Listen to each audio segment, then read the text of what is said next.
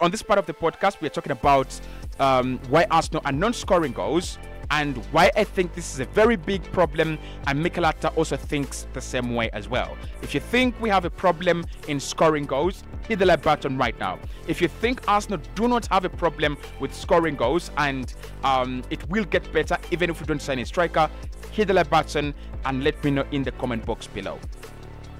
Now, I don't want to over-exaggerate this because it doesn't need over-exaggeration.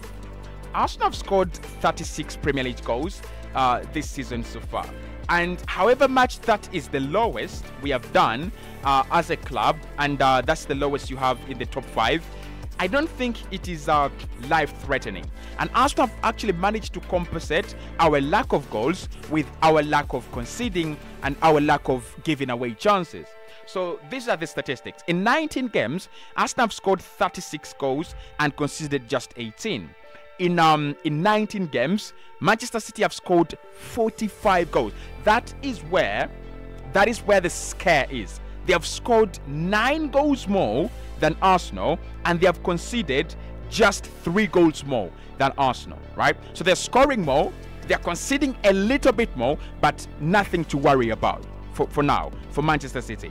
Aston Villa, as per time of recording, they have scored 43 goals, right? 43 goals for now. And Liverpool have scored 39.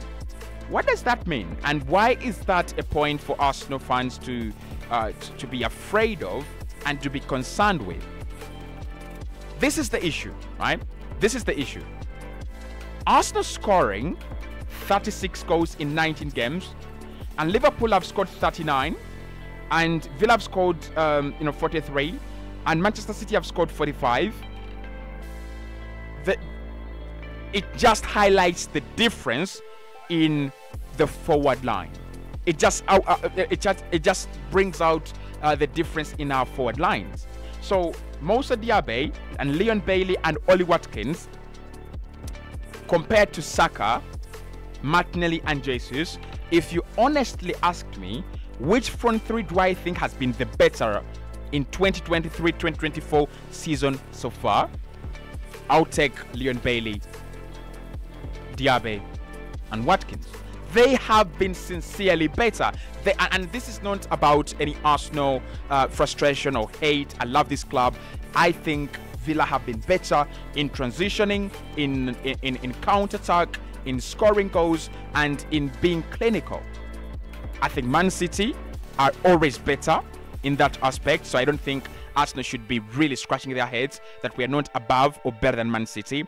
But even Liverpool, who have a Cody Gakpo that is still struggling, even Liverpool who have a Darwin Núñez that is still struggling, are scoring more goals than us, right? They're scoring more goals than us. I don't think their midfield is the most powerful. I don't think their attack is the most powerful. Salah is like, the key guy for them. But apart from that, we should be able to score the same number of goals as Liverpool or even better, right? So we have a goal scoring problem, and it comes from 3 angles, and that's what I'm going to talk about right here. Number 1, drop in form. That is what I talked about at the beginning of this video, that Saka has dropped, Martinelli has dropped, Odegaard has dropped, Trossard has dropped, and everyone that was scoring goals for us, apart from Granit Xhaka, who is gone, has actually dropped. I actually think the return of Granit Xhaka has been compensated by Kai Havertz, because by this time, Kai has 4. Generally, in the whole season, Granit Xhaka actually scored 7 goals. However, there is something that Kai Havertz has not done, and there is something that we are actually lacking. So our left-hand side last season was Zinchenko, Xhaka, and Martinelli. That left-hand side had 3 jobs, and they did them exquisitely very well. They created chances, right? Xhaka's 7 goal contributions in terms of assisting. Alexander Zinchenko was literally driving the midfield and breaking those high lines and exposing them, for Martinelli and Saka to run onto. And of course, we had that guy, Gabriel Martinelli, on top of his game, tracking back and running forward, creating chances. That is gone. Is it Xhaka? Is it the Xhaka effect that the left-hand side is dead? It is possible. It is highly possible, because when he's gone, Martinelli is gone and Alexander Zinchenko is gone, right? So one of the reasons that we are not scoring enough goals is that left-hand side all dropping in form. They're all dropping. There's no creativity from that side. There's no creativity from those angles. And Zinchenko is no longer creating. Martinelli is no longer creating. And Kai Havertz has not created chances so far. Or actually has not had any assists registered, so far. Because the number of times I've seen him pull the ball back, someone misses the target. And we will talk about that in the second, phase of this part, which is, the lack of clinical boots. So we have a drop in form in Martinelli, we have a drop in form in Alexander Zinchenko, and we have a drop in form in one of the most important players in this team, in Saka. Saka is missing goals he was scoring last campaign. I think during the beginning of last campaign, I said this: if Saka can improve his clinical level, he will be top tier with Vinicius Jr. And what we saw from Saka last season was remarkable. He was scoring goals for fun, and his confidence in front of goal and his ability in front of goal was a joke. Saka scored 14 goals last season. He had scored 11 the previous season, right? But the difference between those two seasons, Saka was becoming more clinical. He was scoring, goals from positions that you want him to score from. He was scoring goals that you don't expect. He was scoring goals that lift the spirits of the team. Right now, I think he's missing chances that sink the spirits of the team. So we have that decline in form, and too bad, right? Too bad. There is nothing you can do about that. Like, I think the coaching staff and Mikel Arteta, and through his management, they've got to talk about it. They've got to discuss, why are we having few goals? Why are we having all these forward players, dropping off? But you just can't fix it overnight. You just can't go, well, let's pick up the form. No, right? If a player is not good enough, you just replace them with a better player, right? If a player is inconsistent, injury prone, you replace them with a more durable player. Partey out, Declan Rice in. The engine works.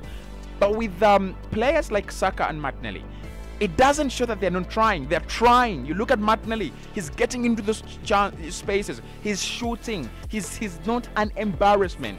He's known.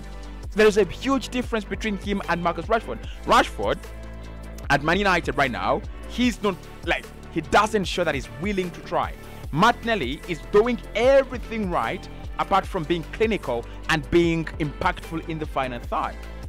So it doesn't show that they're not trying. They're trying, but it's not working. And why is it not working? The coaching team and the management staff, they've got to answer these questions to Mikel. Mikel have got to ask them, why are my players underperforming all of a sudden? Is it fatigue? Is it injuries? Are we protecting them? Are we waiting for the last part of the season for us to pick up? There must be an answer. So that is one of the reasons why we're not scoring goals. There is it's not abrupt. It is abrupt, actually. There is an abrupt, mediocrity that has engulfed this team. And I think we need to deal with it. We need to work on it. The other thing that I think is affecting Arsenal is, and I don't know whether being clinical is a superpower that you can lose, right? But we are just not clinical. And this doesn't go on Saka, Jesus' word. We are just not clinical. The amount of chances we are wasting and the amount of good chances that we are wasting, it's a pity. Martin Odegaard is very unlucky to play at this side. This guy creates sitting chances, begging to be buried, and still we don't bury them. And we still don't bury them. So when you're not clinical, you don't score goals. When you don't score goals, you don't win games. I think the perfect example is Leicester City 15-16. Is it 15-16 or 14-15? I think it's 15-16. Jamie Vardy as long as I remember my statistics and my football, because I was watching that all those football games, standing on my bare legs, Jamie Vardy scored almost every opportunity he had. Whether it was against Man United, Tottenham, Arsenal, Liverpool, he scored goals that you can't believe. Remember the Liverpool goal outside the penalty area? Now, when a team has a player like that, when you can score such goals, you win games. So for me, for Arsenal to win games and for us to solve this problem, we've got to start small, right? I don't think we are a team that really shoots us outside, a lot outside the penalty area. We don't do that. Actually, most of our shots are taken from the inside of the penalty area. The first thing we've got to do is we've got to understand the patterns and we've got to create confidence in front of goal. We need to be clinical again. Our players need to be clinical. Whether it is Tomiyasu, whether it is, it doesn't matter. We've got to be more clinical. And there must be a training session every single day for these players to practice how to finish the ball in front of an empty net, because that is what those are the goals we are missing.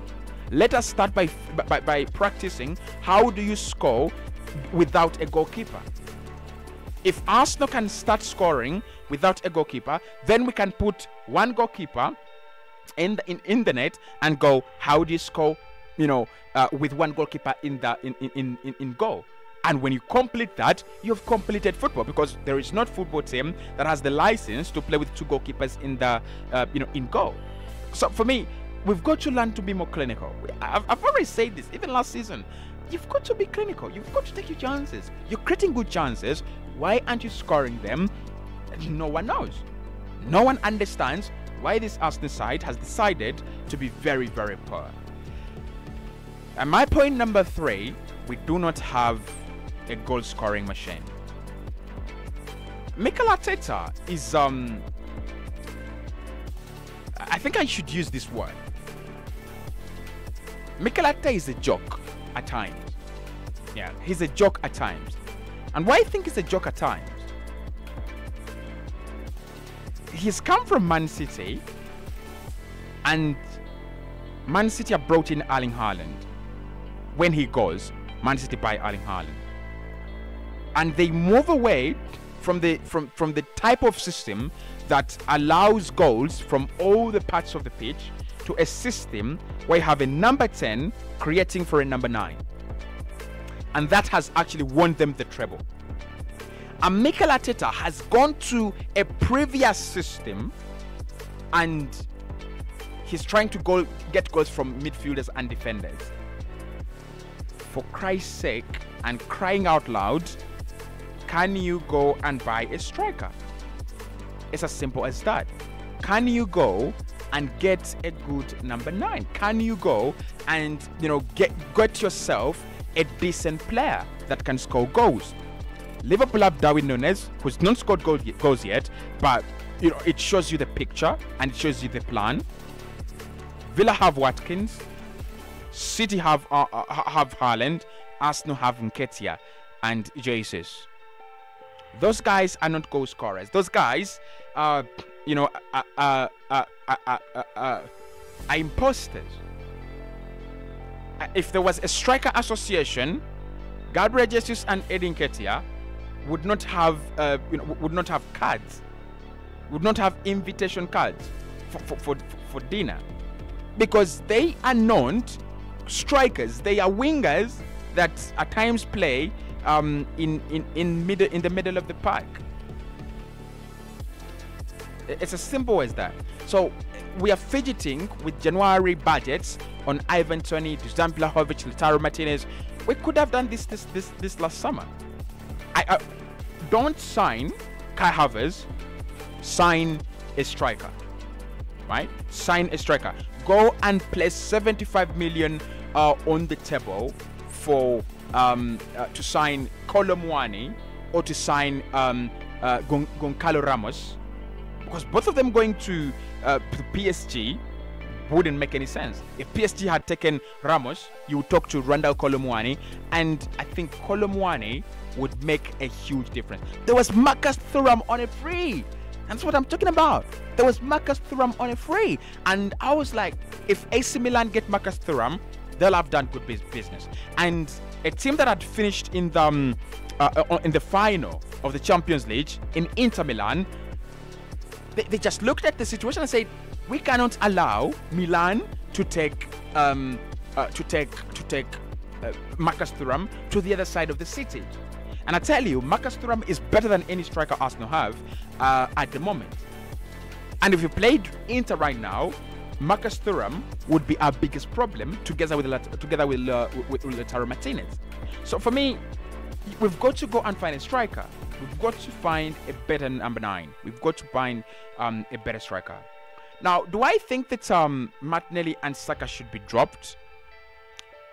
We'll talk about this in the next episode.